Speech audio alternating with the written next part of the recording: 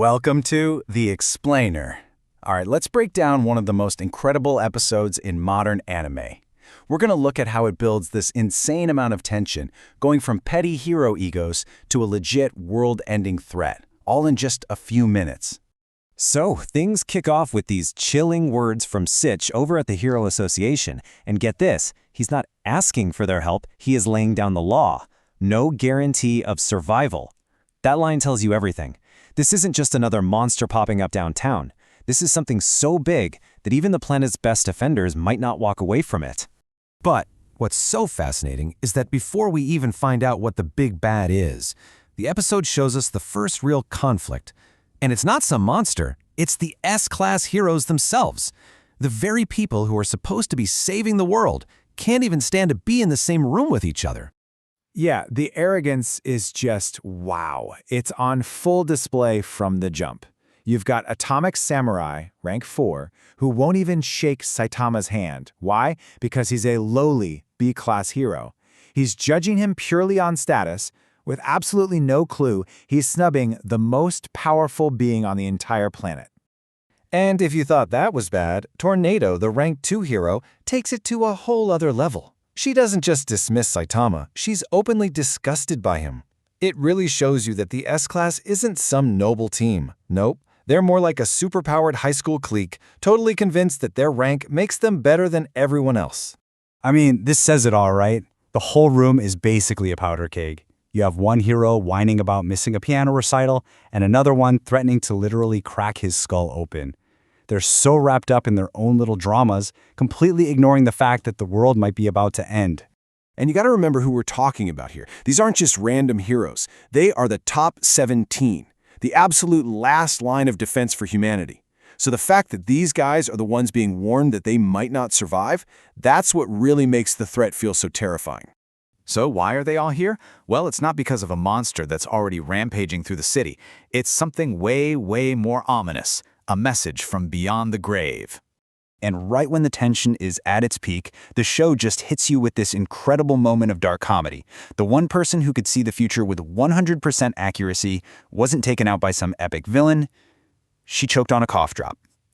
It's just so absurdly mundane you can't help but laugh. But, her ridiculous death is actually the whole reason they're here, because in her final moments, while she was literally choking, she frantically scribbled down one last incredibly dire prediction for the world. So Sitch reveals her final note, and its simplicity is just bone-chilling. He explains that she'd predicted countless disasters before, but she had never, ever used a word with the same weight as trouble. That one word means this is something new, something worse than anything they've ever faced before. And this just leaves the heroes in an impossible spot, right? The prophecy covers the next 6 months, so the end of the world could be half a year away, or it could be seconds away. How do you even begin to prepare for that? Well, it turns out they don't have to wait long for an answer. And when it comes, it's faster and way more brutal than any of them could have possibly anticipated. Boom! Just like that, the prophecy fulfills itself in real time. The entire Hero Association headquarters, the most secure building on the planet, is rocked by a massive explosion. The waiting is over. The trouble is here. And then the first report comes in, and it's the absolute worst-case scenario. It wasn't just an attack on their building. An entire city, City A, has been completely wiped off the map, gone in a single instant. And then you get this number, 99.8% destruction. I mean, come on. That's not a battle, it's an extermination. The scale of it is just so absolute, it's a clear message that this new threat operates on a level that makes every other monster they fought look like a joke. So they all rush outside, and that's when they finally see it. A colossal alien mothership just hovering over the smoking crater that used to be a city. In that one moment, all the arrogance, all the bickering, it all just vanishes. It's replaced by this stunned silence as they finally grasp what they're up against. So, in the face of this Armageddon, the world's greatest heroes are getting ready for the fight of their lives. But one hero, the one they all ignored and laughed at, he has a very, very different approach. And this moment right here perfectly captures the massive gap between them.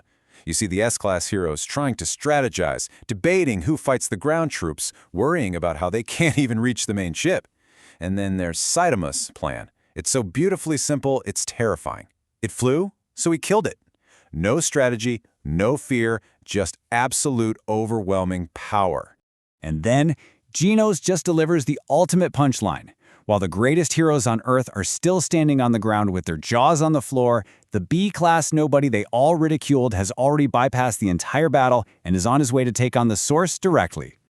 Ultimately, this episode does something absolutely brilliant. It builds up this apocalyptic, unbeatable threat, gathers the planet's strongest defenders, only to reveal that the one hero they all dismissed as worthless might have already won the war before they could even start the first battle. It's a perfect deconstruction of power, perception, and what it truly means to be a hero.